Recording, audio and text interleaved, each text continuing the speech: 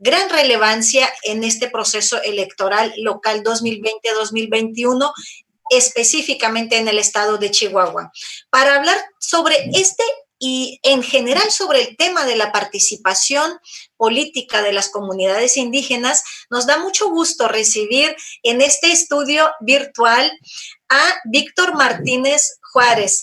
Él es el encargado de la Oficina de Representación del INPI en Chihuahua, es el Instituto Nacional de Pueblos Indígenas, y maneja, por supuesto, muchos temas relacionados con las comunidades indígenas, con los pueblos originarios. Vamos a tratar en este programa de hablar tanto de las actividades propias del INPI como de la vinculación que tienen con este proceso electoral. Bienvenido, Víctor, a este programa. No es la primera vez que eres partícipe de las actividades electorales. Te hemos visto en las mesas interinstitucionales relacionadas con la participación y los derechos político-electorales de las comunidades indígenas, y nos da mucho gusto recibirte hoy ya en tu nueva encomienda, en tu encargo en la Oficina de Representación del INPI en Chihuahua. Muy buenas tardes, Oxana, Rolando. Buenas tardes a todas aquellas y aquellos que nos ven a través de las redes.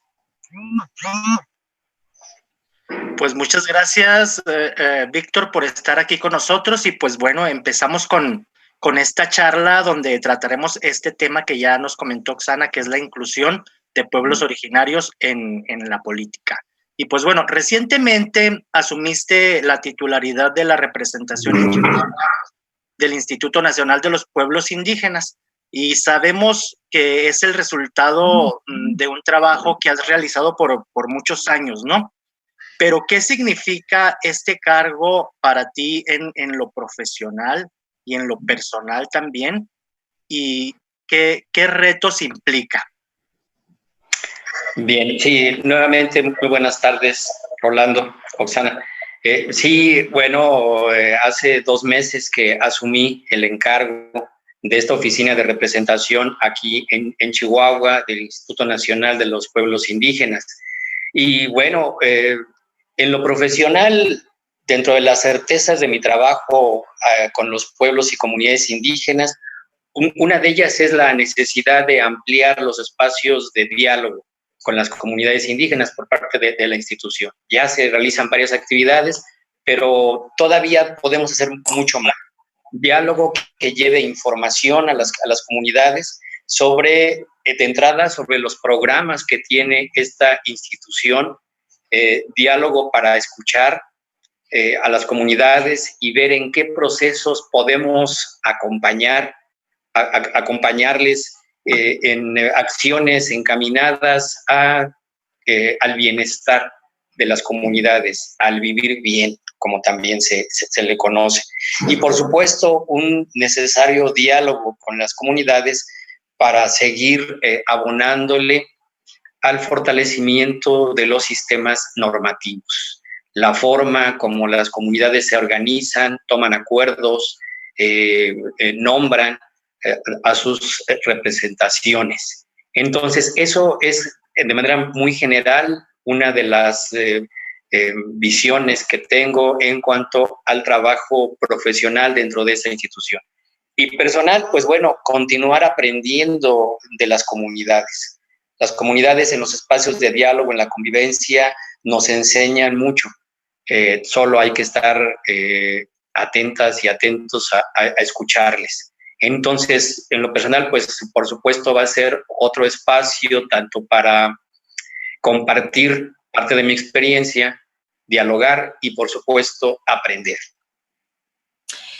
Muchas gracias, Víctor, por esta introducción que nos estás dando y que nos estás compartiendo, digamos, los retos profesionales y personales en este nuevo encargo. Sabemos que en la búsqueda de reconocer los derechos político-electorales de los pueblos originarios de Chihuahua, uno de los procesos importantes ha sido la consulta indígena, misma que ha seguido desde desde que empezaron todavía en el COEPI y seguramente las estarás observando desde tu encomienda en el INPI. ¿Cómo viste este proceso de la consulta indígena? ¿A qué conclusiones llegas? ¿Qué aprendizajes nos deja la realización de esta consulta?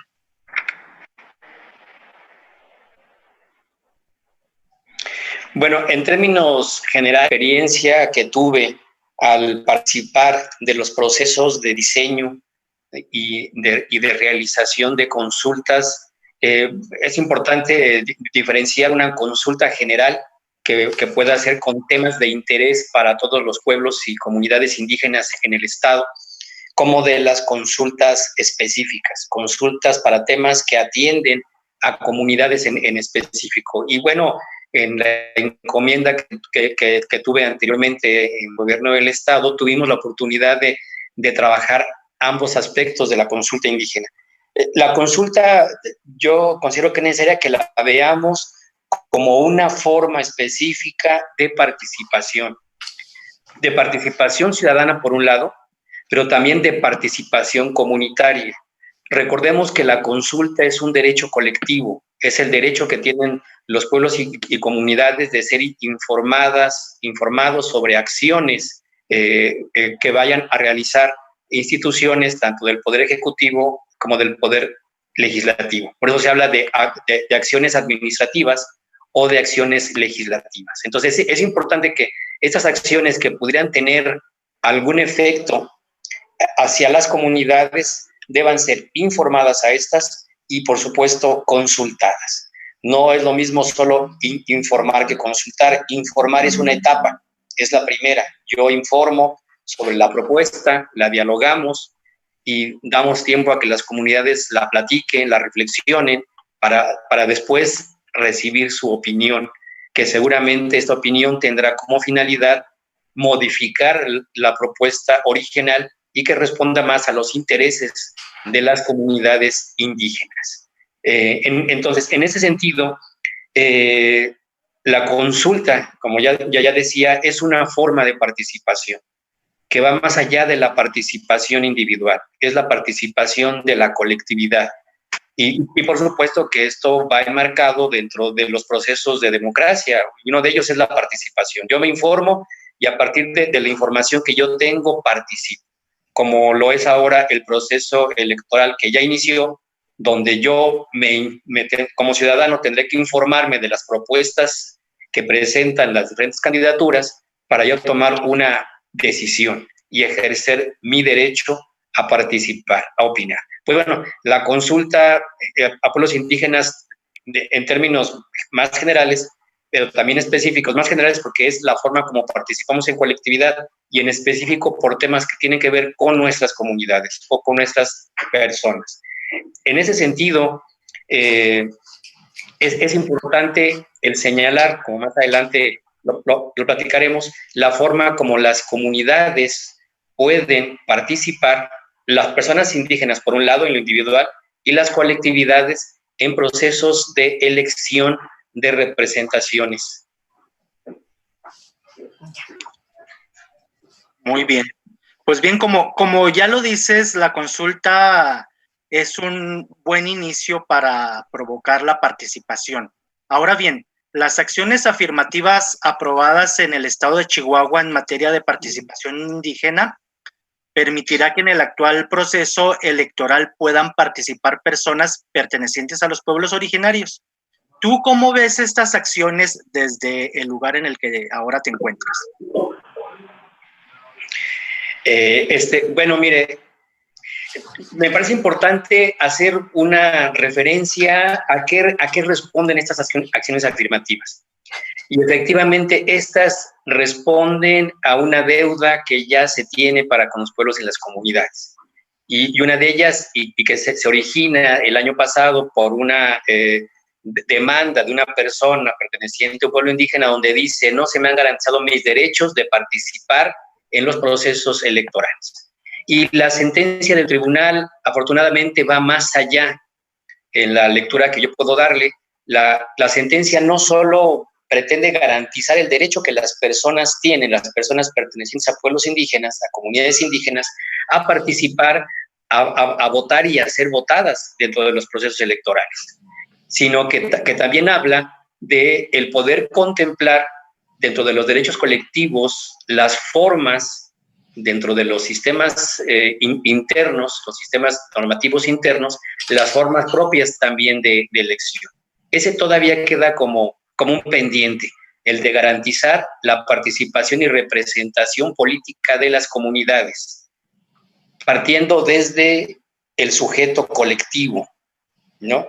Entonces, pero es un ejercicio importante que hay que resaltar, que esta acción afirmativa que se realiza pensando en que pueda concluirse el proceso de consulta que se suspendió el año pasado por motivo de la pandemia, donde las comunidades abonen a cómo debe ser la participación de estas, si pensamos en garantizar el derecho a la participación y representación política de las comunidades. No estamos hablando, si podemos observar este derecho colectivo que tienen las comunidades, no solo estamos hablando de la persona que sea propuesta a una candidatura, sino cómo garantizar efectivamente la participación y representación política del colectivo, de las comunidades.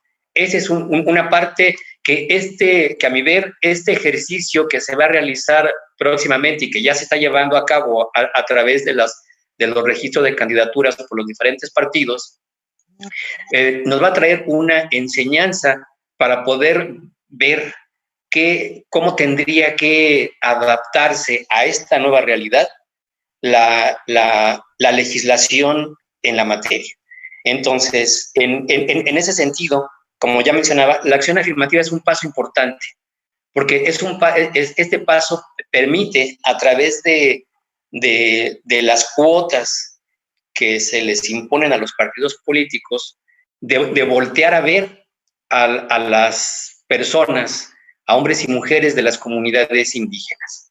Todavía no a los colectivos, pero sí ya a las personas. Ahí están y ahora ya la vamos a poder ver en un proceso de participación activa y por supuesto en las boletas. Entonces, esto da una enseñanza tanto a la sociedad chihuahuense en general como a las propias comunidades y a las personas que las componen en lo particular. El cómo nos estamos viendo, cómo estamos accediendo a estos espacios que van encaminados a ocupar lugares de toma de decisiones, sea en las alcaldías a través de las regidurías, sea ante la posibilidad de una diputación o de las presidencias municipales. Entonces, ahí está la oportunidad y seguramente este proceso nos va a traer grandes enseñanzas. Sí, definitivamente, Víctor, este proceso electoral sí nos va a arrojar resultados que tendrán que analizarse y estudiarse a la luz de esto, lo que nos estás platicando, de los derechos individuales y los derechos colectivos. Yo, para poner en perspectiva a las personas que nos están sintonizando a través de las redes sociales, solo quiero, digamos, precisar que a raíz de las acciones afirmativas aprobadas por el órgano electoral en estas elecciones, en 20 municipios de Chihuahua, hay 20 municipios donde la población indígena no supera el 50%, pero es bastante representativa. Entonces, en estos 20 municipios, todos los partidos políticos, sin excepción, coaliciones, tendrán que tener en su planilla de ayuntamientos al menos una candidatura indígena. Al menos es un piso mínimo, puede ser más. Y hay otros 10 municipios donde la población indígena representa el 50% o más de la totalidad. Y ahí tiene que haber mínimo 2 candidaturas indígenas en cada planilla de ayuntamiento, incluyendo, bueno, la planilla la entendemos desde el cargo de quien aspira a la presidencia municipal y, pues bien, y las regidurías, ¿no? Y en el distrito 22, que su cabecera es en Huachochi, las candidaturas por representar este distrito tienen que ser exclusivamente de indígenas. Entonces, ya partiendo de esta obligatoriedad finalmente que nos mandan las acciones afirmativas, vamos a tener resultados realmente nunca antes vistas en el estado de Chihuahua, y seguramente luego te invitaremos, Víctor, para ya hacer el análisis sobre los resultados que nos arrojen las elecciones del 6 de junio. Pero en este momento me gustaría regresar a un tema que tú ya lo tocaste, y es el tema de los sistemas normativos. Sabemos que las comunidades indígenas se rigen por sus sistemas normativos, o conocido como de usos y costumbres. En muchos estados, en algunos estados de la República, como Oaxaca, Chiapas, están yendo mucho más en este sentido. O sea, sus gobiernos locales los están eligiendo a través del sistema normativo. Pero en la realidad en la que nos encontramos en Chihuahua, te quiero preguntar de cómo se puede fortalecer la participación política indígena y al mismo tiempo preservar sus propias formas de gobierno. Sí, y precisamente, bueno, como parte, ya mencionaba yo, de mi participación en las consultas en el estado de Chihuahua, hubo una que se trabajaron varios temas, y uno era la participación y representación política de las comunidades, los espacios de toma de decisiones. Y las comunidades, algunas que pudieron trabajar con mayor cercanía este tema y su reflexión, nos hacían unas propuestas interesantes. Y decían, no podemos nosotras, como autoridades de las diferentes comunidades, hacer la propuesta de una persona ante el cabildo, ¿no?, que no tuviera que pasar necesariamente por los partidos políticos.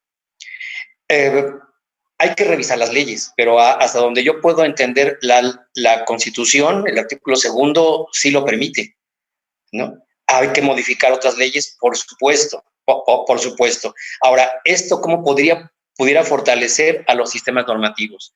Precisamente por eso, porque sería a través de los sistemas normativos, de las formas propias de representación y de toma de decisión de las comunidades, como éstas pudieran tener un acceso directo a los espacios de toma de decisiones, sin intermediarios. Por supuesto, ¿a qué llevarían?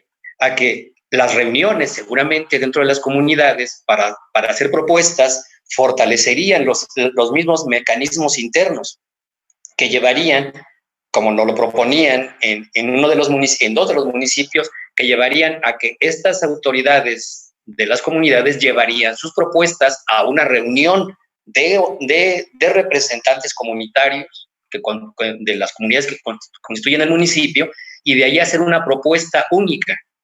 Nos decía la gente de las comunidades en aquel entonces, hace 2 años, decía, el asunto dice que tener muchos candidatos nos puede el traer a enfrentarnos entre nosotros mismos y que terminemos peleados o peleadas entre nosotros. Dice, pero nuestra propuesta, y así nos lo dijeron, es más directa y responde más a la forma, y esa me parte una frase así muy clara, hacerlo como acostumbramos a hacerlo nosotros y como lo hemos hecho antes. Entonces, si habláramos de estas, sí es viable una forma de participación, por supuesto, que lleve a la representación ante instancias de toma de decisiones, y sí es viable la forma de trabajo interno de las comunidades tan antiguo y eficiente y actual. Ha demostrado que sí funciona la forma de platicarlo desde la comunidad y acordarlo y llevarlo a otras instancias. Entonces, yo sí considero que si lo vemos desde ese lado, obviamente, y regreso al tema que decía antes, se tiene que revisar la legislación actual. Ese es un tema necesario y urgente, ¿no? Entonces, que será parte también de las lecciones que nos dé el actual proceso electoral. Muy bien.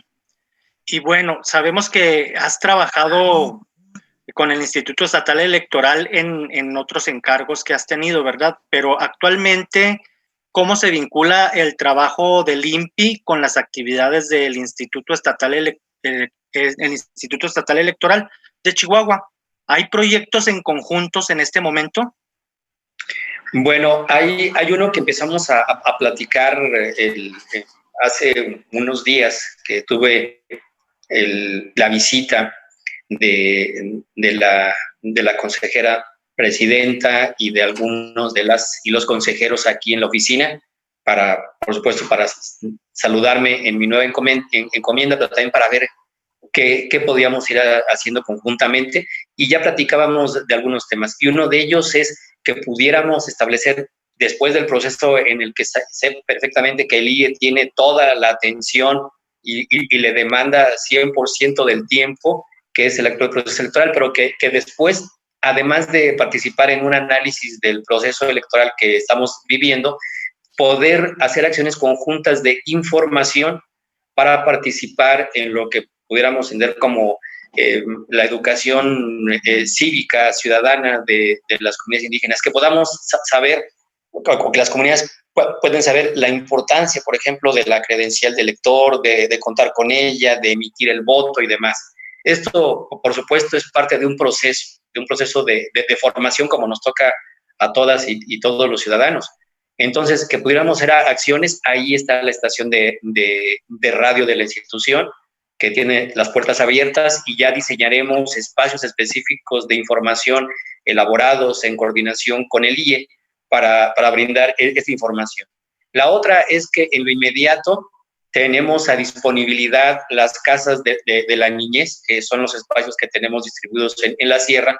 En caso de que requieran, seguramente ya tienen establecidos los lugares de las casillas, pero si no, ahí hay esa posibilidad inmediata, ¿no? Si así lo requirieran.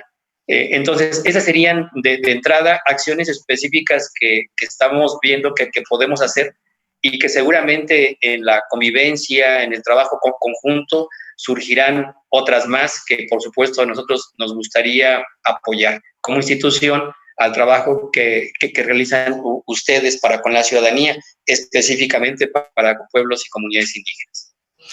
Muchas gracias, Víctor Martínez Juárez, encargado de la Oficina de Representación del INPI en Chihuahua.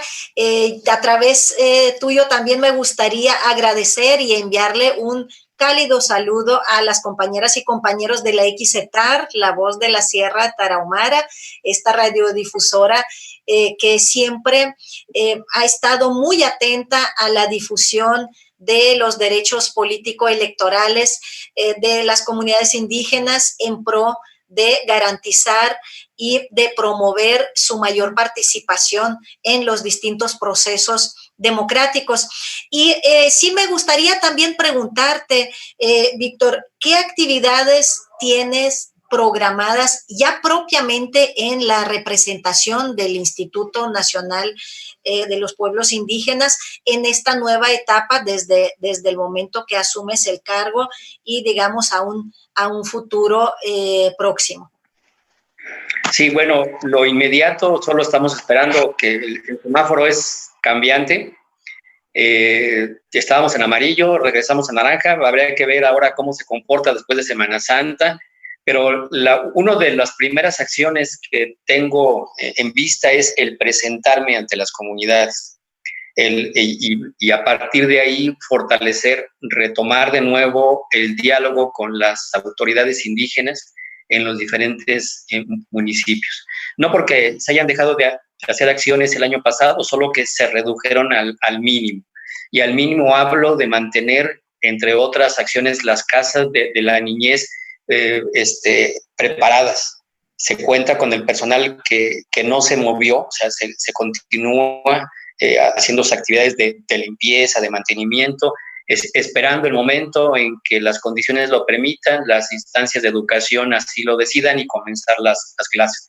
Mientras el recurso, el alimento que se daba a las niñas y los niños se está entregando a las niñas y los niños, pero a través de sus familias. Esas actividades se están realizando, pero sí dentro de lo que está contemplado de aquí en adelante es fortalecer el proceso de diálogo con las comunidades, tener reuniones más constantes con las autoridades, servir nosotros tanto para la gestión de las demandas ante otras instancias, como para atender las propias que están dentro de los programas que tenemos.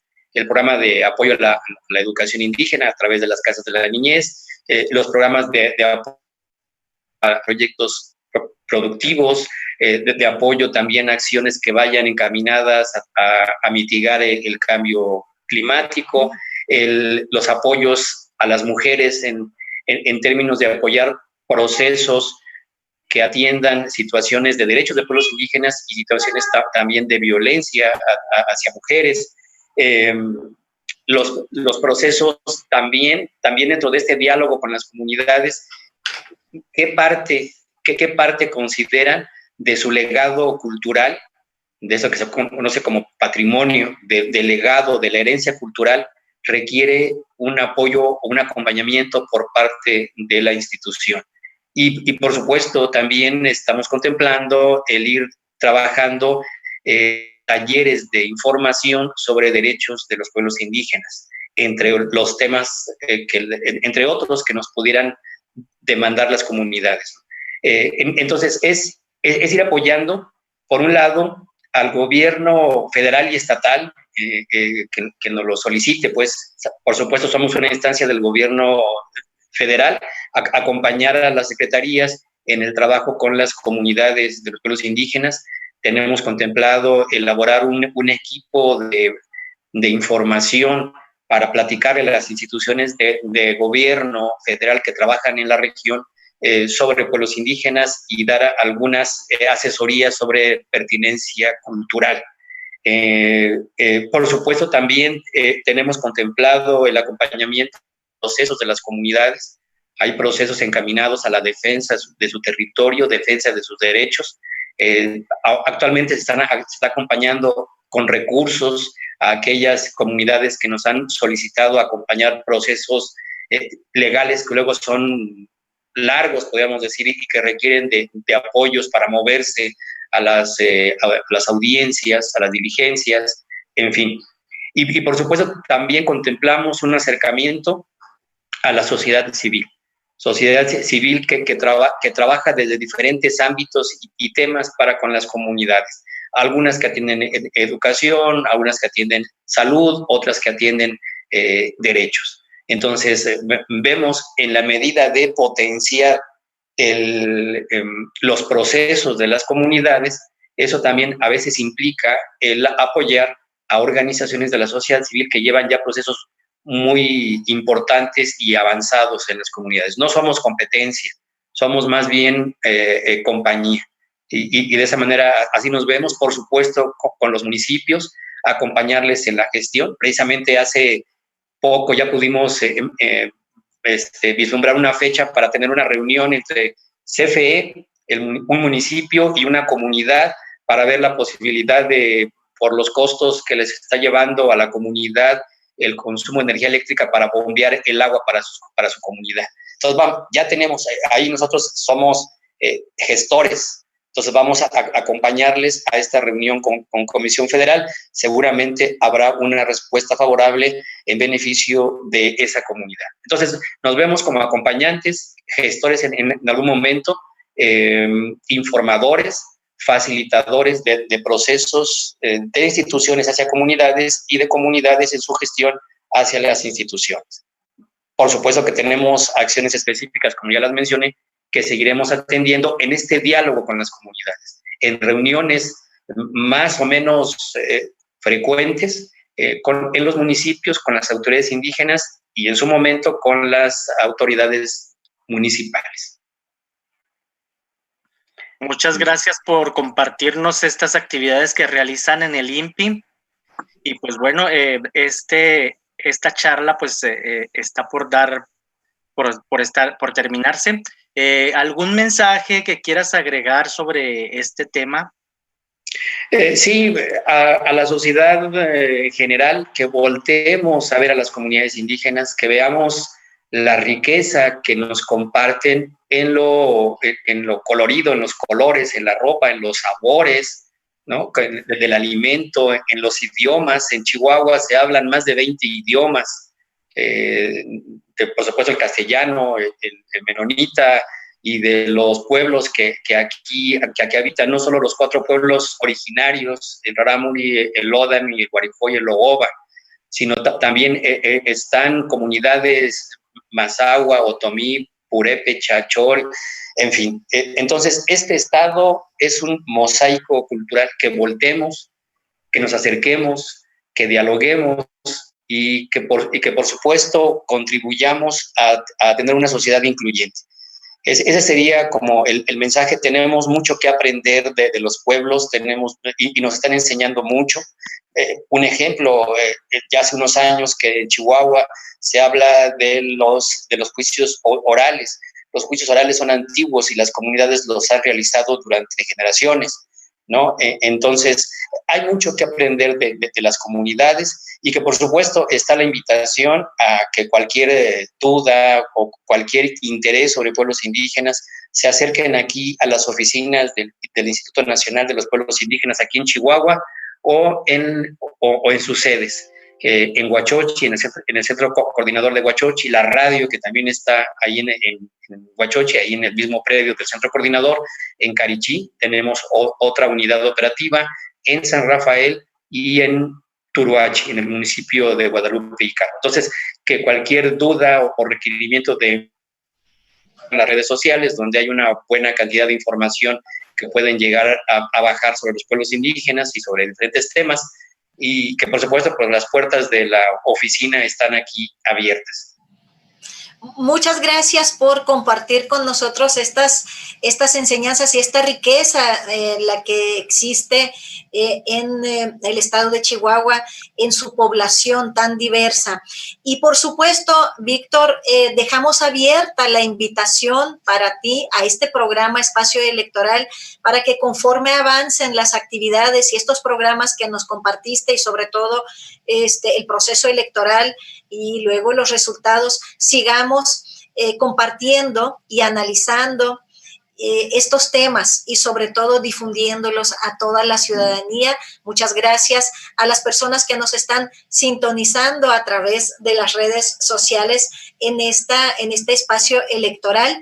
Yo quiero retomar 2 palabras, dos conceptos que nos dejó Víctor Martínez en esta entrevista. Cuando hablamos de la consulta indígena, mencionaste, Víctor, que son 2 actividades, digamos, 2 fases. Estamos hablando de la fase de informar y de consultar. Y con esta fórmula, quiero también compartírselo a todas las personas que nos están escuchando. Vamos a informarnos en esta etapa, por supuesto, desde el espacio electoral. Nosotros nos comprometemos de brindarles toda la información relacionada con el desarrollo del proceso electoral, pero también busquen otras fuentes, infórmense. Ahora es la etapa de informarnos, y vamos hacia el 6 de junio, el domingo, el gran día de la jornada electoral, para ya dejar patente el resultado de toda esta reflexión y de todo este proceso de informarnos en esta gran consulta de votación, donde ustedes, nosotros, todas y todos vamos a dejar el resultado de esta gran consulta de la ciudadanía chihuahuense. Porque recuerden que tú decides, tú eliges. Vota este 6 de junio. Muchas gracias por compartir con nosotros este espacio. Víctor Martínez Juárez, bienvenido siempre a este espacio electoral. Muchísimas gracias a todas y a todos. Nada más, por último, decir que las etapas son 4, que es los acuerdos que se hacen con las comunidades, la información que se da a las comunidades, el tiempo que se le deja a las comunidades para reflexionar sobre el tema y la información que se les dio. La otra es ya la consulta, son 5, y la otra es el seguimiento a los acuerdos de la consulta. Son las 5 etapas necesarias de un proceso de consulta. Y eso, por supuesto, implica que las instituciones debemos de estar conscientes de que tenemos que realizar esas etapas. No se puede hacer solo en una. Y efectivamente, por supuesto, me sumo a la invitación que haces a que todas quienes tenemos nuestra credencial de elector, ejerzamos nuestro derecho ciudadano de elegir por la opción que cada quien vea, pero no dejar de participar. Eso es un derecho que costó mucho el tenerlo, el que decidamos a nuestros representantes, y bueno, pues hay que hacer uso de él. No se llega o no se fortalece la democracia si no se participa en ella. Muchas gracias a Oksana, a Rolando y a ustedes por la invitación. Y aquí estaré cuando me inviten. Gracias. Muchas gracias, Víctor. Muchas gracias, Rolando. Muchas gracias a toda la audiencia que nos está sintonizando. Y recuerden, el 6 de junio a votar todas y todos. Gracias y hasta luego. Hasta luego. Esto fue Espacio Electoral, el programa del Instituto Estatal Electoral de Chihuahua. Los esperamos en la próxima emisión por esta frecuencia universal.